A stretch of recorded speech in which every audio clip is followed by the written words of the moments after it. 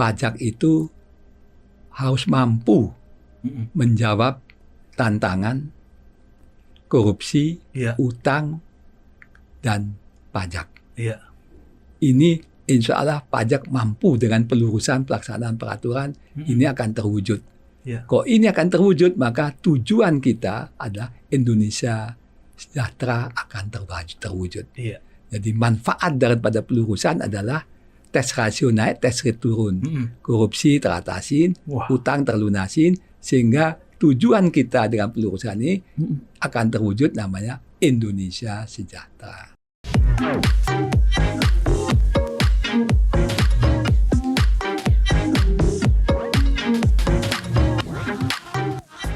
Nah, Sobat Cuan nih, benar kita ada cerita, mau ngulik cerita yang menarik soal Papung.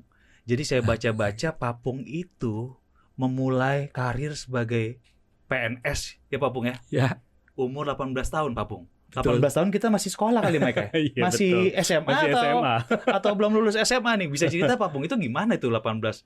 ya. Umur 18 tahun bisa jadi PNS di Kementerian Keuangan. Keuangan. Namanya dulu apa tuh Papung? Dulu namanya Kementerian Iuran Negara. Kementerian Iuran Negara. Iya. Presidennya Soekarno, Oh, tahun tahun tahun 65. Gimana ceritanya Papung Papung kok dulu? bisa 18 tahun udah jadi Iya. jadi PNS gimana Papung ceritanya? Kami lahir April 1947. Iya. Lulus SMA Juni 65. Terus kami Umur berapa daftar, tuh Papung? Umur berarti? 18 Iya. lebih 2 bulan. Iya. Desember kami diterima jadi mahasiswa di Akademi Ajun Akuntan Pajak. Sehingga kami diangkat sebagai pegawai pajak. Oh langsung otomatis. Langsung otomatis dengan pangkat golongan 2A yang terbawah lah. Gaji berapa Papung saat itu Ya, Papung? mungkin sekitar 500-an. 500 perak. Ya. Tahun 65. Tapi waktu itu Tapi udah lumayan Papung ya iya. 500 perak Papung. Udah bisa gaya lah. Iya dong. Iya. Dirjen pajaknya siapa Papung? Dirjen pajaknya waktu itu Suyotno Broto Diharjo. Oke. Menterinya menteri apa berarti iuran Kementerian negara ya? Iuran Negara Menteri Jenderal Hugeng. polisi itu, polisi yang polisi. terkenal itu. Iya, Yang terkenal sederhana itu Papung. sederhana dan cukup anti korupsi lah. Iya, anti korupsi. Nah, itu bagaimana Papung pada Ya. saat itu? Bisa diceritain? Pada tanggal 31 Desember, tiba-tiba Presiden waktu Bung Karno membuat satu Perpu yang nomor 2 tahun 65. Iya. Isinya itu memerintahkan kepada Kementerian Iuran Negara bahwa meniadakan rahasia bagi aparat Kementerian Iuran Negara. Itu di pasal 12 ayat 2 Wah. Perpu 2 tahun 65. Iya. Maksudnya apa tuh Papung aturan Maksudnya itu? kalau dengan ada begitu kan apa bedanya dengan OECD meniadakan rahasia bagi bank umum di bank ini? Pada saat itu sebenarnya sudah Sudah. diberlakukan sama Ada Pak perpunya. Karno. Oh, ada perpunya dan bisa online masih perpunya. Oh. Jadi itu. Jadi memang transparansi pencipta kalau dikatakan pertama itu adalah Soekarno. Pak Karno itu pencipta transparansi Menurut di saya Oke. karena perpu ini meniadakan rahasia tuh. Kalau nggak ada rahasia semua gimana? Kan Iya, udah terbuka. benar. Terbuka kan transparan. Iya, iya. Anda lihat saya lihat Anda. Dan kebetulan menterinya memang orang yang bersih ya Papung Ya. pada saat itu ya Papung ya. Mungkin waktu itu Pak Hugeng yang meminta, kami nggak tahu, tapi kami waktu itu udah pegawai sana sehingga kami suruh mendengarkan. Ya kita dengarkan pegawai kok. Iya benar. Dari situ Ah. Papung pelan-pelan. Setelah kami jadi dirjen, Iya. kami lapor Gus Dur. Gus Dur menerima. Udah kamu buat apa? Ya ini harus pajak harus terbuka dan online.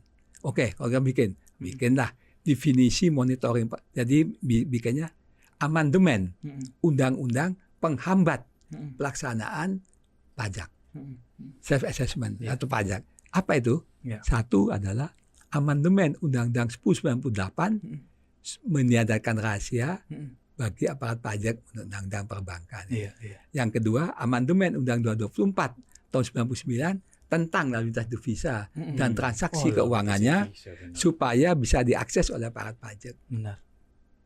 Yang ketiga, kita membuat monitoring sistem yaitu terintegrasi dan online baik internal dan setelah itu baru amnesti. Dan hanya buat di undang-undang itu ya, hanya boleh sekali.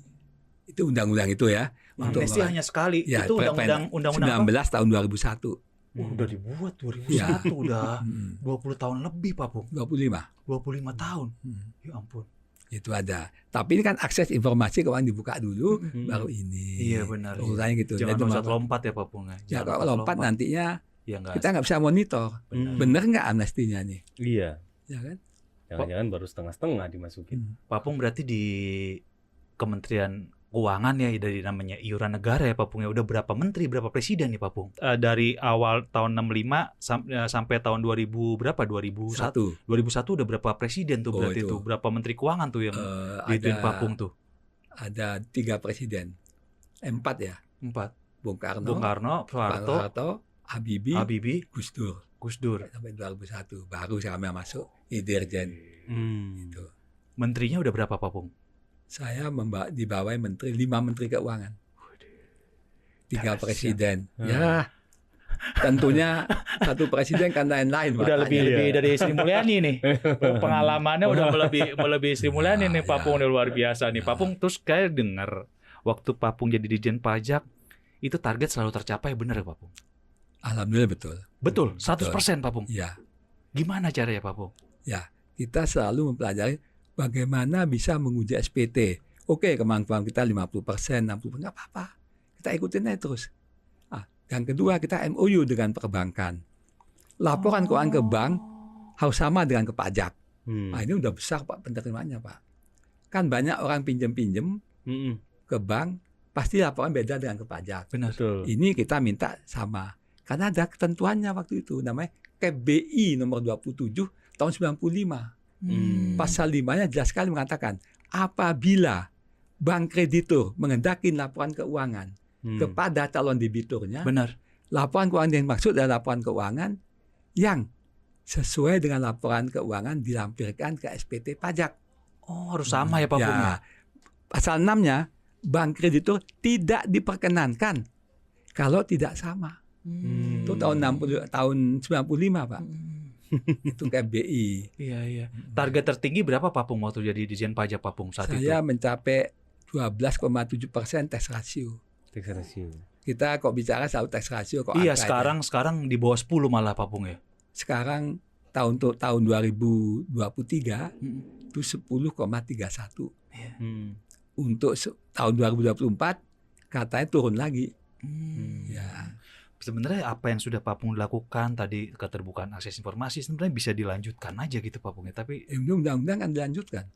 makanya, tapi sayangnya kok nggak apa, setelah itu nggak dimaksimalkan. Makanya tadi Pak Pung harus bilang link and match itu harus diwujudin lagi ya Pak Pung ya. Padahal itu udah terbukti meningkatkan tax ratio pada saat itu ya. Di mana-mana kan gitu. Iya benar. Tapi jadi sekali lagi hanya pelurusan pelaksanaan peraturan perundang-undangan itu mampu mengganti kenaikan pajak 2% PPN dan kenaikan pajak PPh 2% itu. Benar. Ya, gitu. Oke.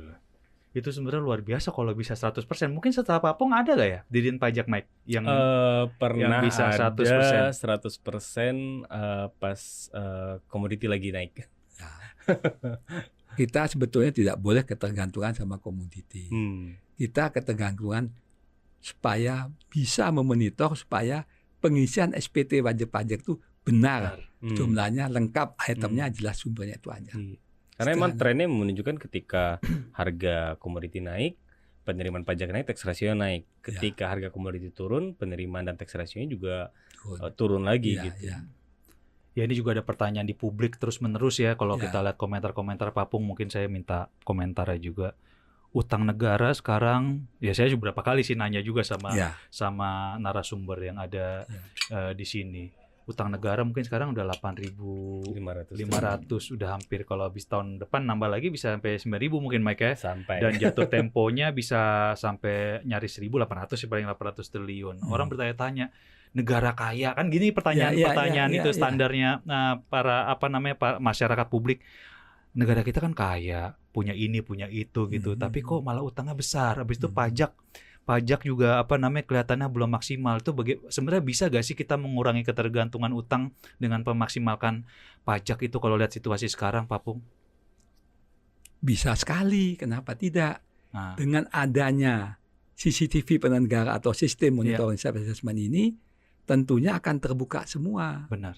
Jadi tingkat kepatuhan kalau sekarang mungkin 10%, 20%, sekarang bisa mendekati 100%. Karena data-data kita semuanya udah link and match. Benar. Kalau udah begitu kan pasti akan naik dengan sendirinya. Benar. Tentu ada saving nanti. Iya. Akibat naiknya tax ratio 500 triliun, kita hanya butuh 200, berarti saving 300 bisa untuk bayar kan. Benar. Untuk dari ini aja. Benar. Kan itu aja. Apa? Mengkompensasi tadi ya kenaikan pajak itu, jadi utangnya bisa berkurang, malah jadi kita ada saving. Iya benar, ada saving. Ya. Kita aja tahun 2003 APBN 2000 kalau nggak sekeliru, kita mampu membiayain pengeluaran rutin. Iya. Waktu tahun itu. Benar. Jadi itu aja bisa aja. Apalagi sekarang undang-undang sudah payung hukum. Kami masih MOU dulu. Kalau udah payung hukum udah susah, Pak. Benar. Salah satu potensi yang sering disebutkan juga tentang pajak tuh Pak Pung, perusahaan-perusahaan over the top, ya perusahaan-perusahaan OTT, multinational company yang narik pemasukan dari Indonesia tapi pajak badannya nggak masuk ke Indonesia. Digital itu maksudnya. Digital kayak Google dan lain-lain sosmed itu Pak Pung. Nah itu memungkinkan nggak sih dalam waktu dekat kita bisa maksimalkan di sana? Kalau tidak keliru, karena saya bukan official resmi lagi ya, saya pernah dengar itu kan pernah Google apa-apa kena pembayaran pajak yang cukup tinggi. Benar. Iya. Nah, saya kira modus seperti itu kan bisa dibikin aplikasi yang sama dengan itu. Benar. Hanya itu aja. Kok lainnya karena kami nggak tahu detailnya ya. Tapi negara lain bisa, kenapa kita tidak? Iya benar, negara lain sekarang lagi apa? Kok bisa, kenapa kita tidak? Agresif ke mereka. Benar. Contoh aja. Karena nggak fair juga ya, banyak perusahaan dalam negeri dia harus bayar pajak badan di sini. Tapi kalau perusahaan seperti mereka sudah menarik dana dari sini, kita bayar ke mereka, diambil konten lagi, terus kita tidak bisa mendapat penerimaan dari penghasilan mereka. Ya, jadi kita harus kembali pada belajar dari, kan mereka mungkin one step ahead daripada kita ya, sehingga kita belajar dari negara lain bagaimana memonitor ini. Nggak apa-apa, namanya pembelajaran terus. Ya, tapi jangan sampai kita tidak pembelajaran supaya memonitor ini. Yang penting pajak terus mampu memonitor semua wajib pajaknya. Ya. Nah, memonitor tidak perlu perorangan tapi sistem. Nah, sistem ini bisa terbentuk karena dasar hukumnya sudah ada. Tinggal do it, laksanakan. Ya kan? Mengapa nggak bisa dilaksanakan? Karena ada peraturannya yang bengkok. Kita luruskan. Berapa lama? Ya nggak lama. Cuma itu kok. Iya betul. 1 hari, kenapa tidak? Harus ada political will. Pemerintah mau nggak memperbaiki ini? Benar. Toh tidak perlu DPR, tidak perlu apanya, pemerintah. Ya. Pak Pung, ini ada filosofi yang kemarin saya juga tanyakan ke beberapa soal pajak nih. Pajak itu bukan jadi instrumen pendapatan, tapi juga instrumen keadilan. Ya. Pak Pung mungkin bisa ngelihat secara secara implementasi seperti apa sih Pak Pung? Kalau kita mempunyai monitoring system self-assessment, tentu pengenaan pajak yang sebenarnya terhadap para wajib pajak. Benar. Itu kan keadilan. Iya. Kok yang gede kena gede, yang kecil kena kecil. Iya. Kan itu udah keadilan. Betul. Mau apa lagi kita? Betul. Sekarang ini belum ini kan kita tidak punya monitoringnya, tidak tahu, tidak tahu pembandingnya, bener nggak jumlahnya nih, lengkap nggak item-itemnya. Jadi rumah punya 10 ngomong 3, kita kan nggak tahu. Berarti data itu penting supaya penerapan pajak itu berkeadilan dan sesuai apa yang katakan ya kan harus gitu. Gimana? Maunya adil, tapi jangan berkata aja, ayo kita wujudkan. Betul. Kuantitatifnya, bukan kualitatifnya. Kuantitatif ini loh, dasar hukumnya ini. Kok ini bentuk gini, udah tertutup semua. Betul. Kok tertutup semua apa artinya? Ya, kita kan enak. Anda sudah mengisi yang sebenarnya. Kan gitu. Nih, ada lagi nih titipan pertanyaan buat publik mungkin UMKM, Pak Pung. Kalau UMKM di kita gimana? Penerapan pajak final kan? Final. 0,5%. Kalau buat Pak Pung, UMKM itu harusnya dipajakin. Sebenarnya pajak UMKM rendah itu kan supaya buat pendataan aja ya Pak Pung ya. Menurut Pak Pung harusnya penerapannya seperti apa sih buat UMKM di Indonesia ini Pak Pung kalau pajak? Saya kira kok 0,5 kita harus pertahankan. Iya. Karena jangan dinaikin maksudnya Pak Pung ya. Karena pengusaha kecil dan menengah. Benar. kita kalau sudah punya monitoring yang kuat, toh kita bisa menutupi itu. Benar. Sehingga nanti daya beli mereka juga cukup tinggi. Benar. Kok daya beli tinggi kan konsumsi tinggi. Benar. Kok konsumsi tinggi berarti nanti ekonomi berputar. Kan. Seperti itu secara makronya gitu. Benar. Jadi menurut saya sudah cukup baik 0,5 dan kita juga bisa mengganti dengan kita meluruskan pelaksanaan ini sehingga terwujud transparansi sehingga orang ya terpaksa jujur. Benar. Kita nggak memaksa, kok maksa haham. Benar. Terpaksa. Iya. Ya kan? Kalau seperti kita keluarga, maaf, istri bilang, istri tertib soal gini, kita terjaga, pasti kita akan terpaksa jujur. Benar. Adiknya dia jaringannya banyak, Benar. kakaknya dia jaringan banyak. Benar. Mau kemana gua? Kan terpaksa Nggak bisa jujur. kabur lagi ya, jujur aja lah udahlah. Begitu. Iya kan? Kok enggak ketangkep gua. Iya. Iyalah. Analogi yang sangat bagus sekali. Benar. Ini udah hampir 1 jam nih ya, kita udah 1 jam lebih mungkin. Udah 1 jam Papung, nggak kerasa. Ya, gimana Mike? Ada pertanyaan terakhir gak nih buat Papung nih, pertanyaan penutup nih? Sudah cukup untuk hari ini. Kita bisa ketemu Papung lagi next time mungkin untuk ngebahas lebih detail mungkin tentang perpajakan karena soal pajak ini peminatnya di CNBC banyak banget yang baca Papung. Jadi mulai dari hal kecil sampai hal besar itu selalu menjadi pertanyaan. Amin. Ya, memang jadi mungkin kita akan sering suarakan ya Bang Wedi. Ada pernyataan penutup Papung buat pajak kita ke depan bagaimana supaya yang masyarakat yang harus wajib pajak ya biar tambah taat pajak dan pemerintah juga bagaimana kita uang pajak ini bisa kembali ke rakyat gitu dirasakan sama rakyat. Mungkin ada satu penutup Papung. Ya.